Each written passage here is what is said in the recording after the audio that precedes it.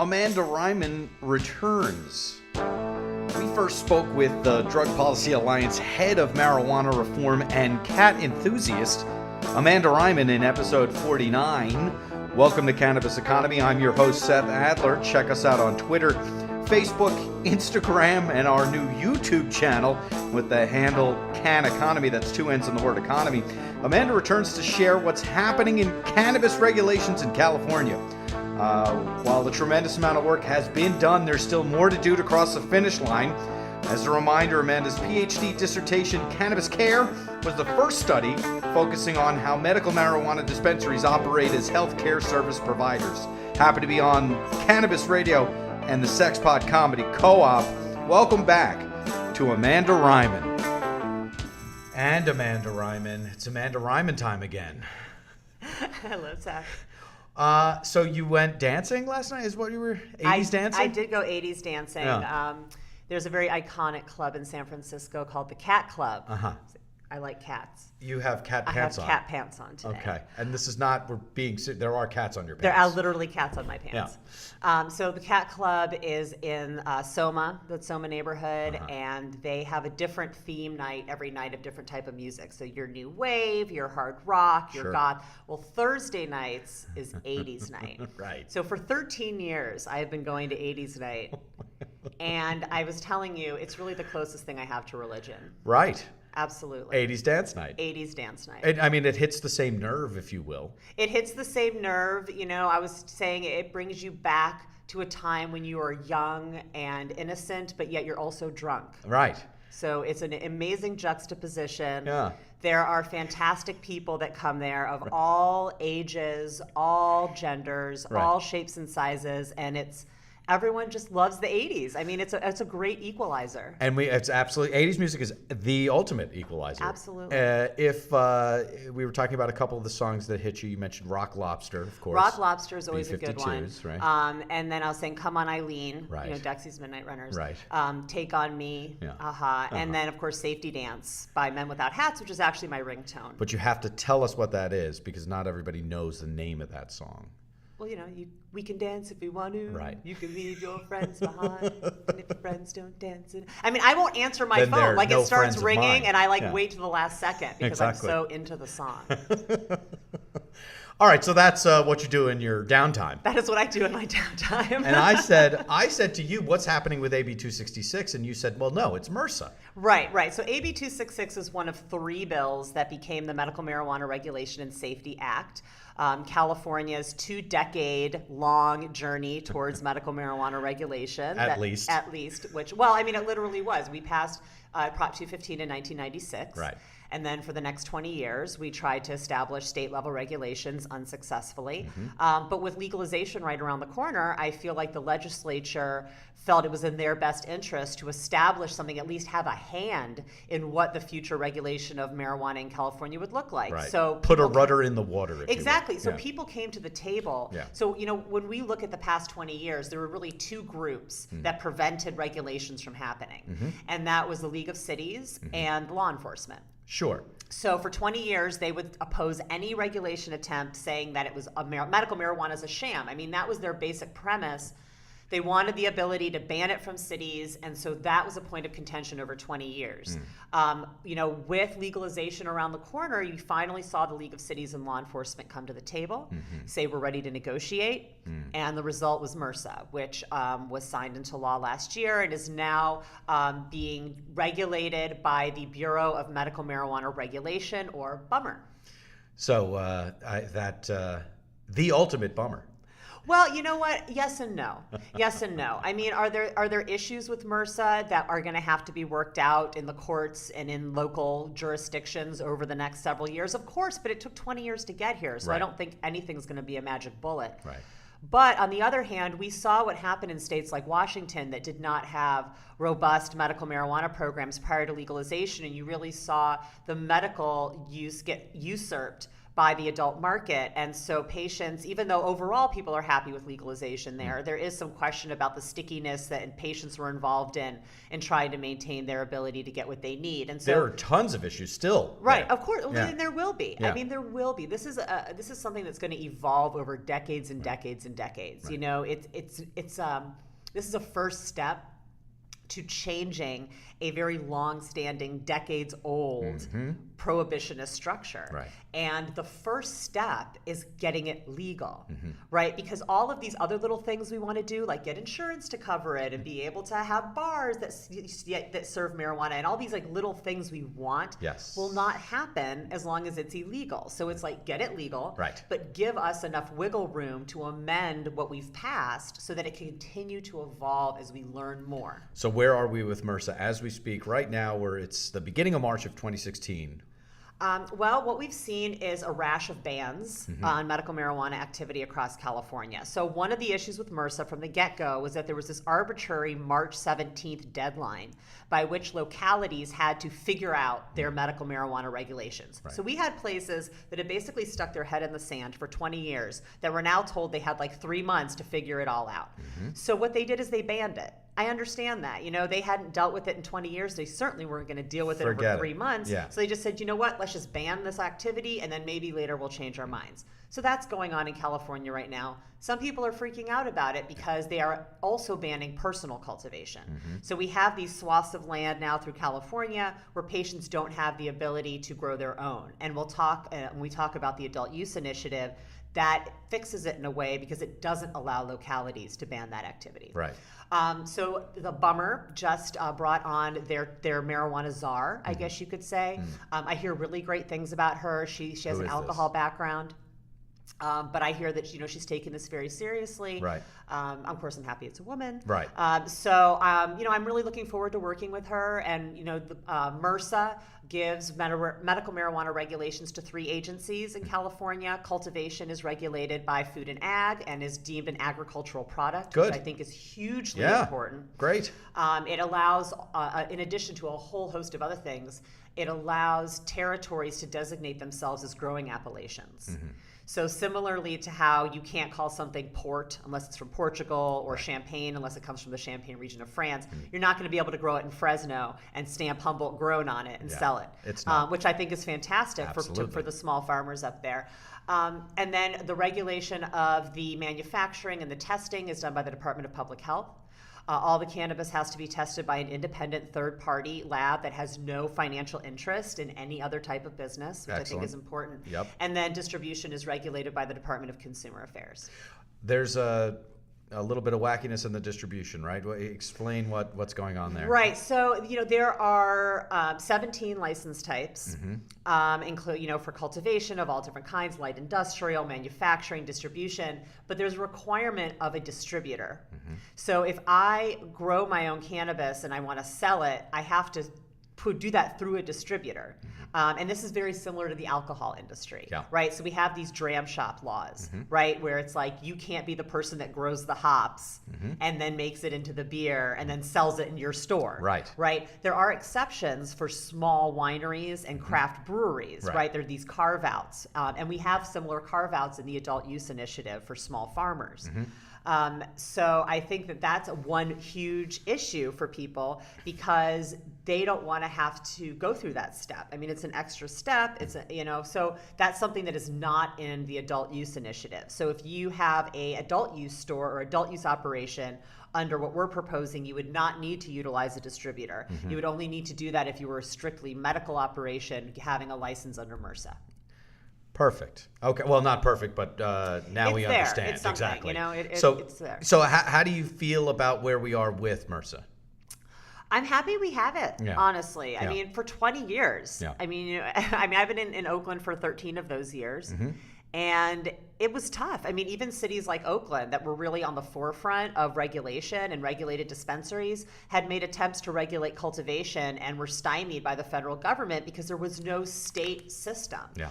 We're consistently seeing people, good people, like James Sladek down in San Diego in Medwest that was recently busted, or Jeff Raber in the Workshop down in Santa Barbara who were busted, who were operating with the blessing of their locality, but don't have that state license to say, look, I'm doing something sanctioned by the state, because the feds have said we're not going to come in to states that have medical marijuana if people are following their state rules. And if we didn't have any state rules, it became this huge gray area, which basically just let them like bend us over whenever they felt like it. And they did. And they did. Absolutely. So, I think it's extremely important to have state level regulations. And like I said, they will continue to evolve.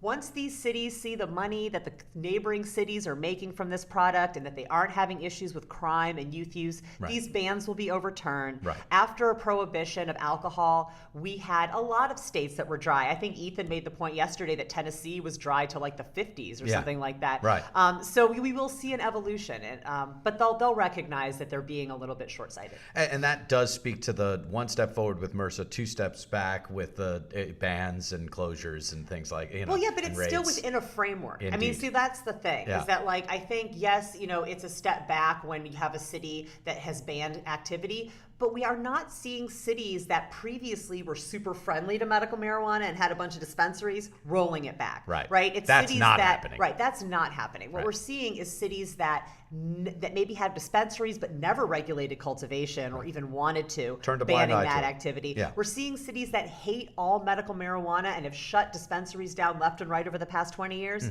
banning them. Fine. I mean, it's not that surprising. We're just drawing the actual lines that are already there anyway. Exactly. And so I think that it's tough for the personal cultivation. I mean, that's, when people get that right taken away, I feel like that's a public health crisis. But you did mention this adult use thing I did. a couple of times. I did. And that there's a solution for that. There is. Okay, so let's get into that. All right. So we do have an initiative that is going to be on the ballot in California in November. Just say that one more time. We do have an initiative for adult use marijuana that will be on the ballot in California in November. And how's that going to happen? Well, it is the Adult Use of Marijuana Act. It is currently in the signature gathering phase. That will wrap up in April. We expect to have our proposition number in August. The campaign has already launched, so you can go to letsgetitRightCA.org, and you can sign up to get email alerts, or you can also follow them on Twitter at Let's Get It Right.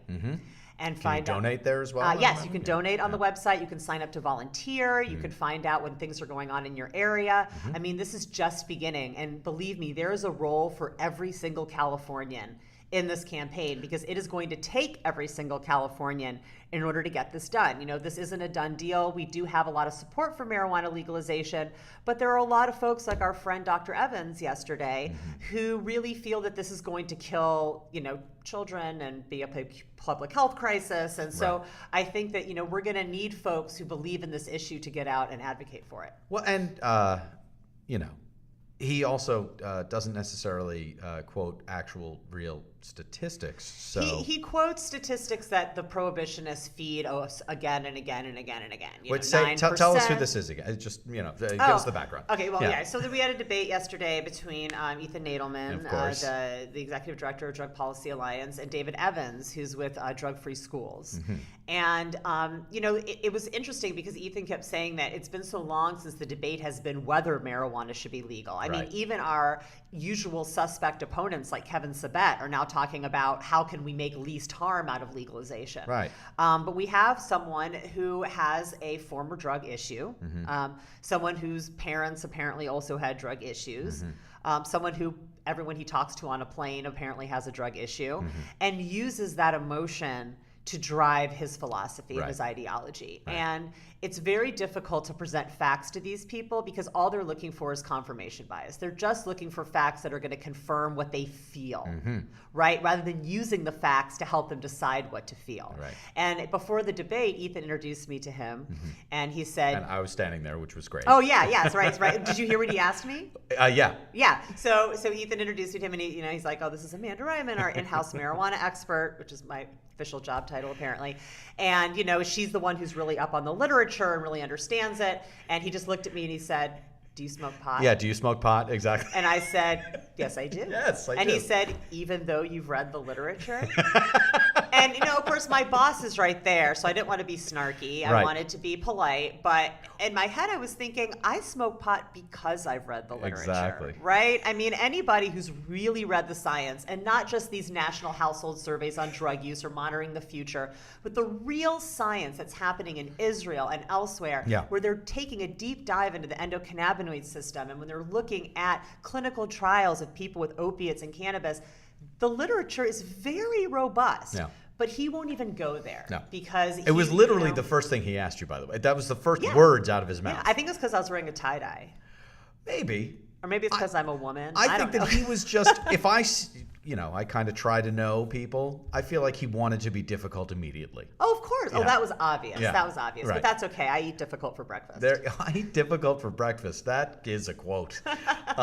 We will quote you on that. Okay. All right, so getting back to Alma, Okay. we've got the signature. You said there's a role for every Californian. What about outside of the state? What, Can we donate? Can we, what do we Yeah, get? I mean, outside of the state, we will take your money. Money we is go. still good, There even you if go. it comes from New York. Okay. Or New Jersey. Even New Jersey. We'll even take New Jersey money, okay? So, no, we'll absolutely take donations. But I think, because folks can't vote in California if they don't live there, I would say what they can really do is just spread the word. Yeah. Spread on Facebook, share the post, retweet their tweets. Mm-hmm. If you have family or friends in California, make sure they know about it and that they're talking to their friends. Right.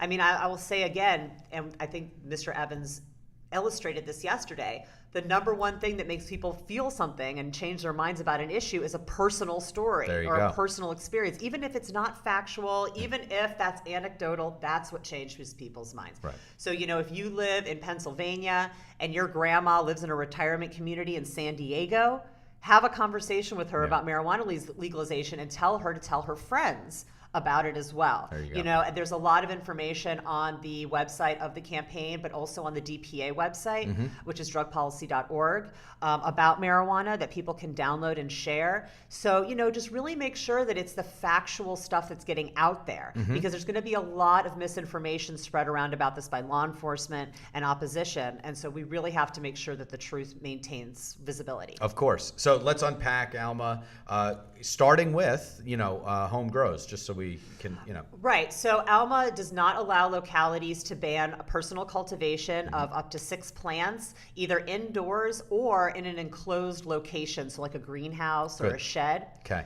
So you don't have to be someone that can grow indoors. You can grow outside. You just have to make it so people can't see it, Right. basically. So sun-grown still wins. Right. So sun-grown, you can still do a greenhouse. So that you can't ban that. Mm-hmm. So no matter, even if your locality bans all other commercial cannabis activity, adults 21 and over will still be able to grow their own. Perfect. And that is extremely important, especially in light of what we were talking about with the ability through MRSA to ban personal cultivation. Right. So it almost supersedes it, if you will. Yeah. All right. So then it's we get the signatures. It gets onto the ballot in November. How confident are we versus not confident? I think it's ours to lose. Mm-hmm. I really do. I think if we stop fighting each other, and I think the debate yesterday, I think one of the things that it did that was fantastic was Mm-hmm. I think it really showed the audience and the industry who the enemy is. Sure. We're not the enemy. Each other. other is Right. not the enemy. Right. Because there are people that want to take this whole whole thing. thing down. Exactly. So squabbling about vertical integration Yeah. and license types. Right. I mean, It has to be this way. I Well, get what if it's it. just anyway? But people like Yeah. Mr. Evans are waiting in the wings just for us to have this vulnerability with each other so that they can sweep down and manipulate it.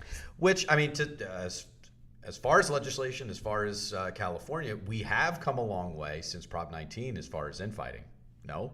Oh, absolutely. Yeah. Absolutely. Because I think people are coalescing around this larger issue around how we regulated industry. Right. And even though the movement is still a part of it, there's something about it now that's more practical than there used to be. Because How do you mean? Well, I think people are looking at it more as a business. Yeah.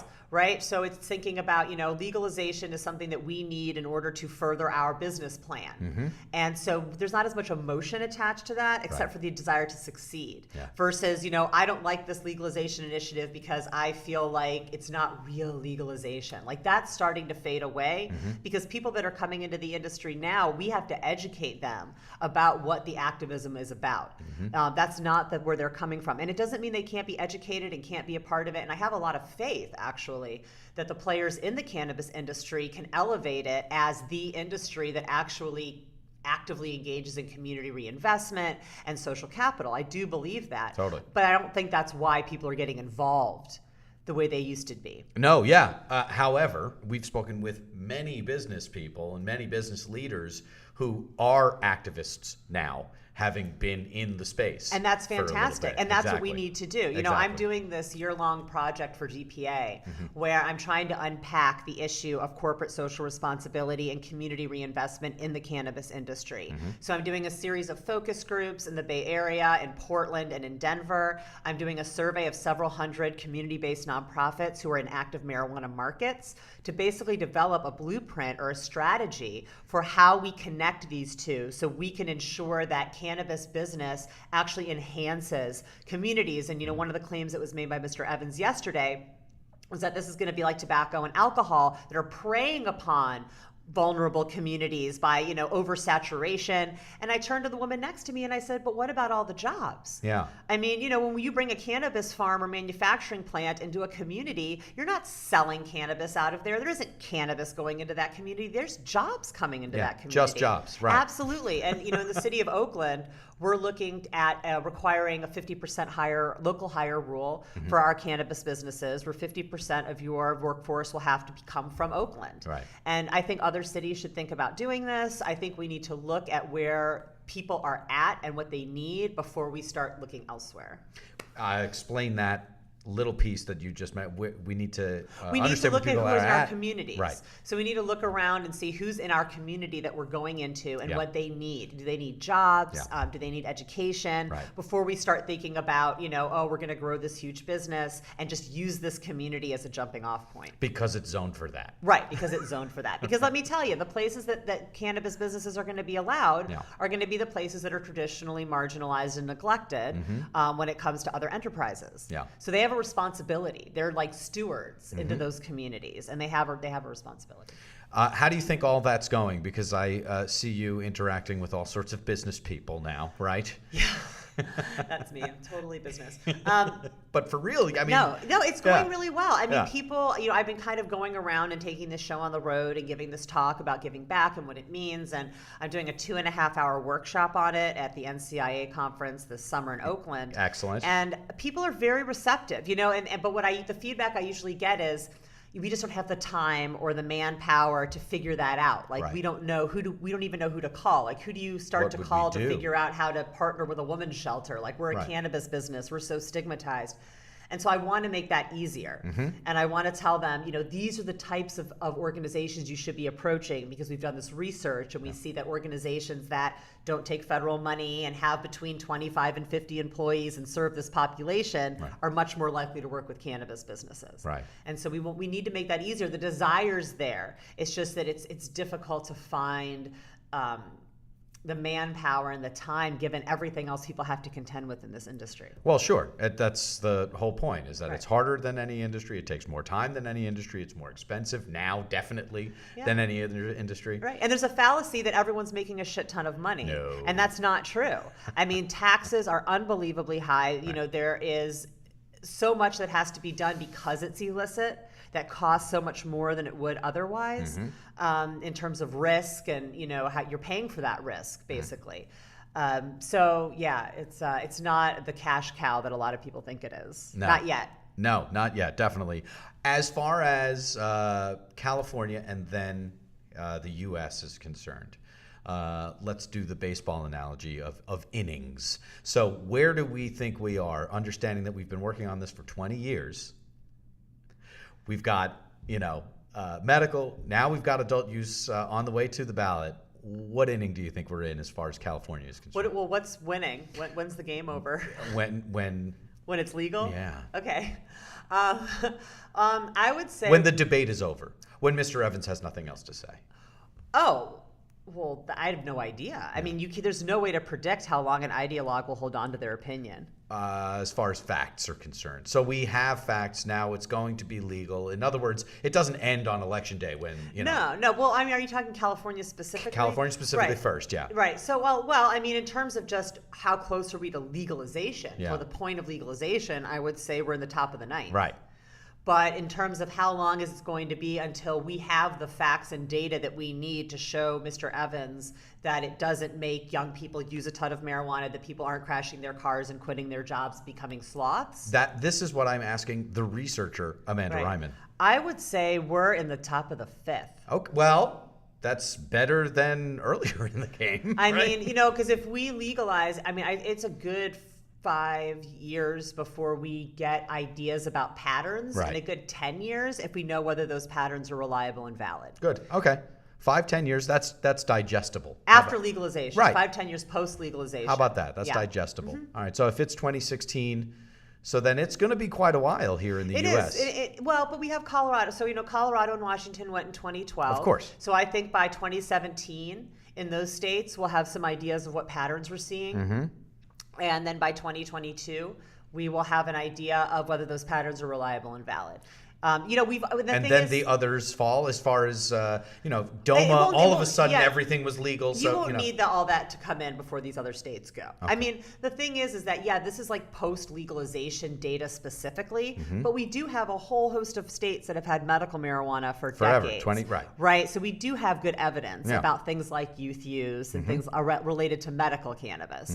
And then we also have data for 5,000 years that people have been using cannabis. Right. So in terms of, data about whether people are going to have schizophrenia, I mean, those claims are so silly because all you have to do is look at the rates of cannabis use in the population Right. and look at the rates of schizophrenia in the population, and they're not even correlated. Yeah. So I Well, wish this is people my would so let that die. but here's my point. You're pointing to now 5,000 years of data, at which I'm with you.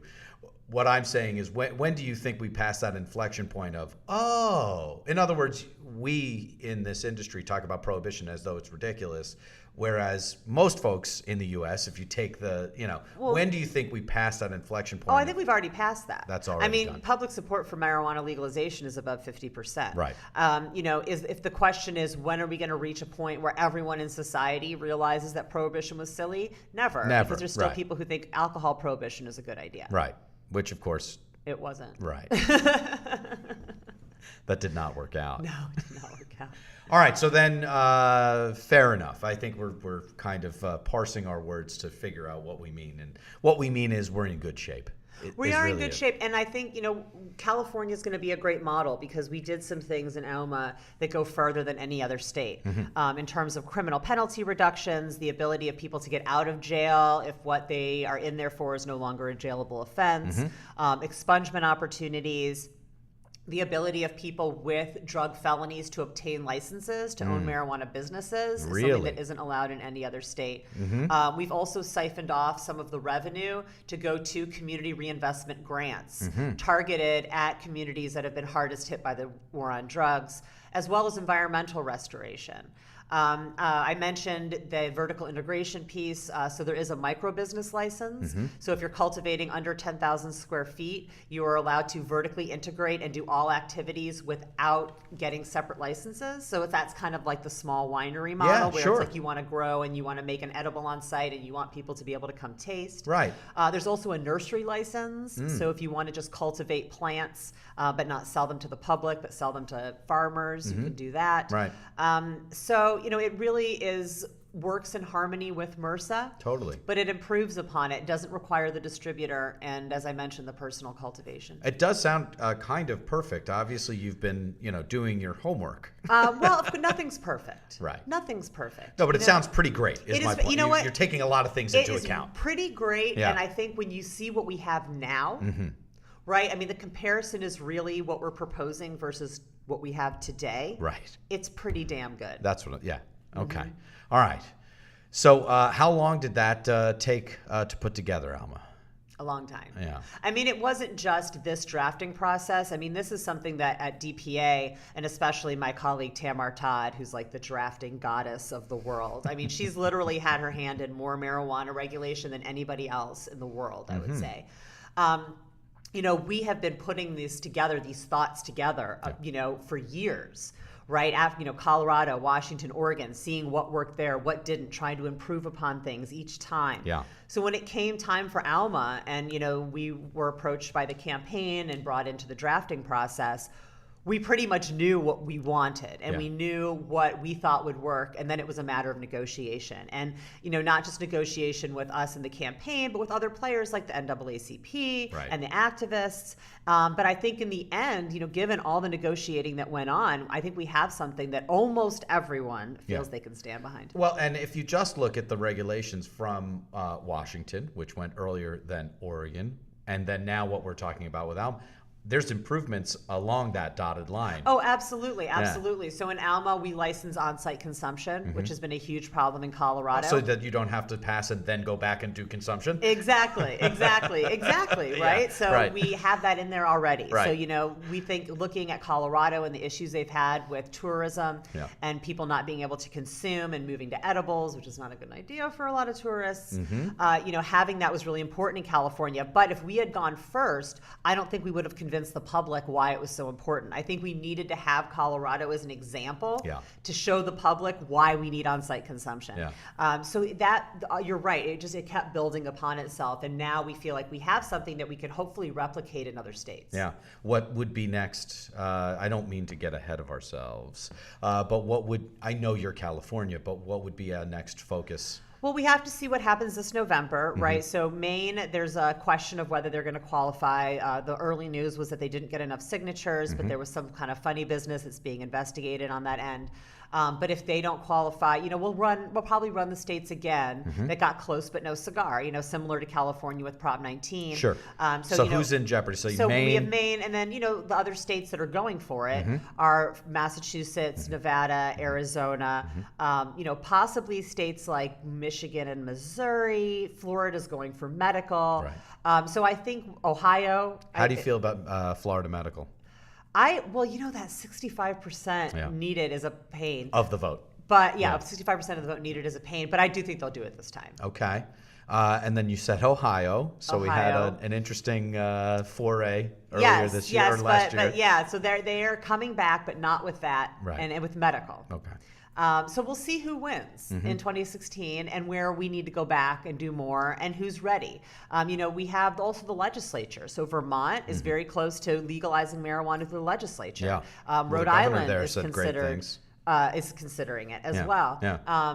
States like Louisiana are even talking about it. So I think we'll see where the movement has been, and then we'll just pick it up and run with it. But you know what? I tell the industry this a lot. After 2016, we're pretty much out of low-hanging fruit. Yep. So, if we're really going to push this forward and continue to do this work, it's going to take a lot of energy on the part of the reform organizations. And so we're going to need the industry to recognize the importance of supporting that work. Because, this could stop, and we could stop at 6 states, and it could be 6 states for 30 years. Right. And businesses aren't going to grow. And if nothing happens on the federal level, you're going to be stuck. So if you want us to go and legalize in Nebraska, we're going to need help. And you say 6, you mean adult use. Yeah. And speaking of Nebraska or states like this, what do you think the keys are going to be? So money. Sure, money. But what I'm saying, in California, you've got your established cannabis culture, cannabis community for tens of years. You've got 3 generations of folks that are in an industry in California. Not so much in New York, but we have our, whatever you want to call it, medical initiative.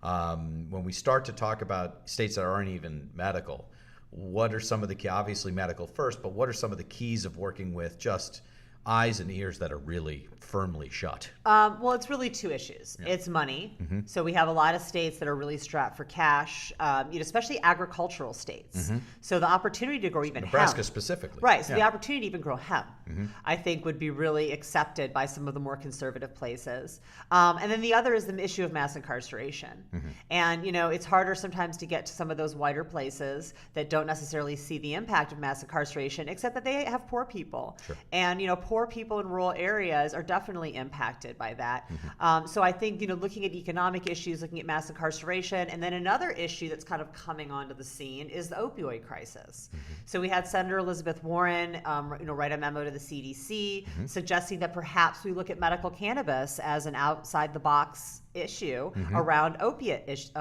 dependence. Right.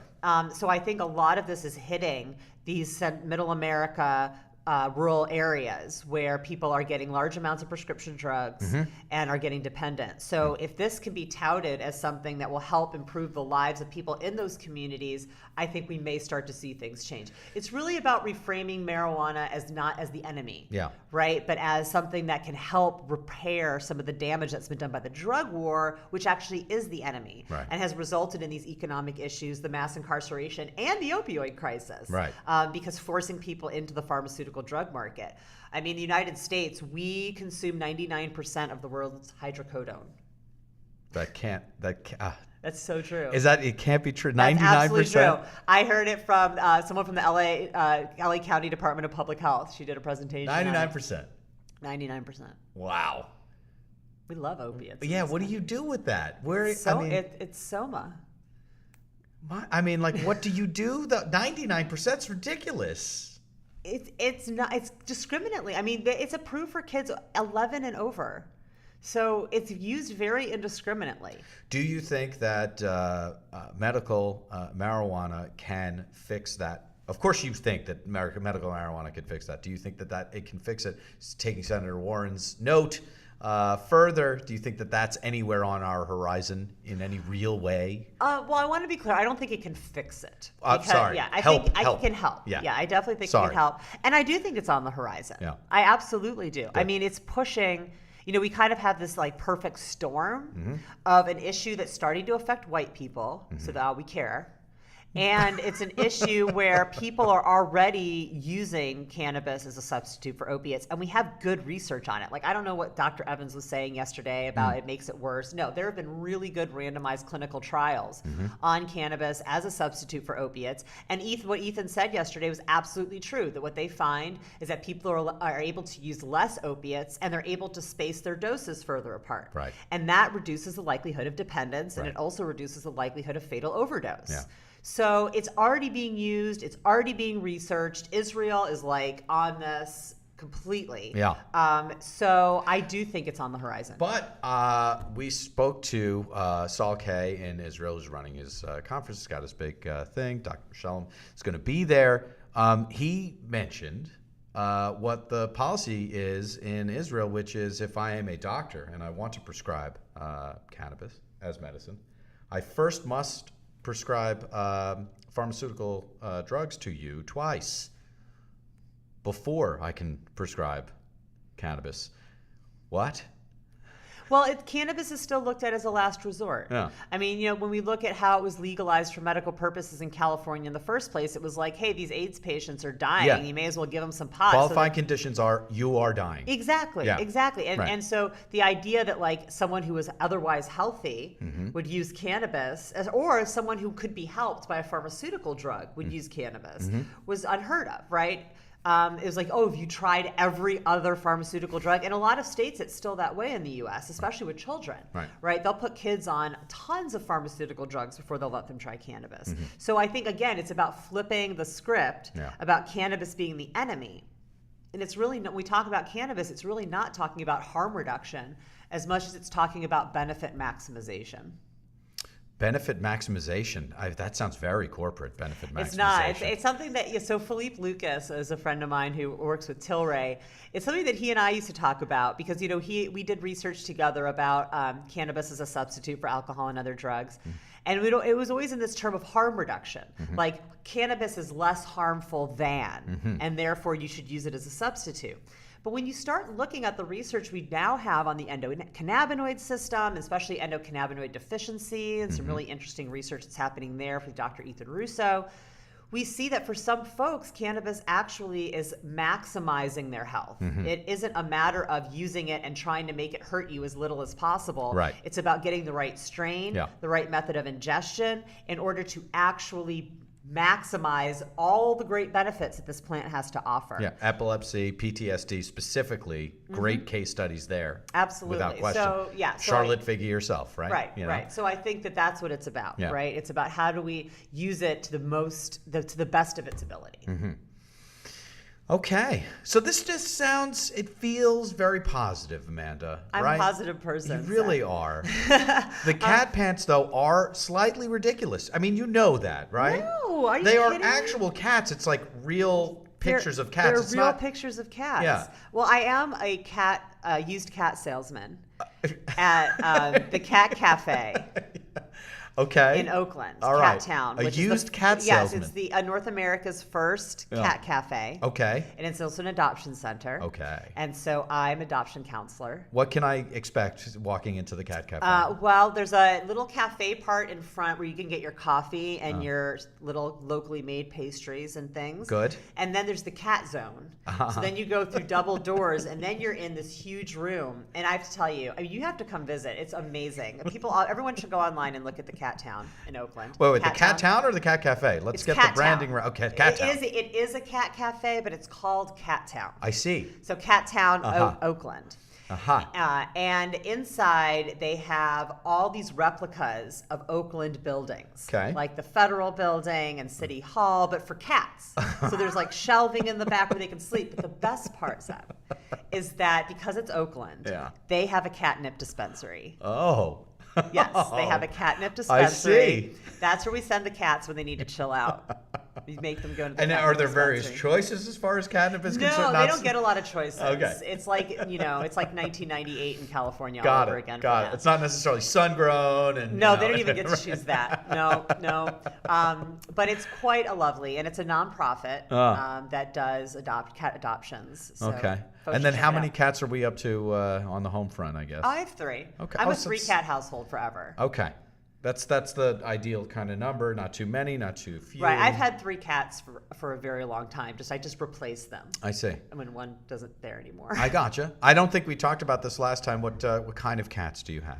Well, they're all, Mutts? multiracial. Multiracial cats. Yes. What are their names? Okay, so the oldest is Ringo. Yeah.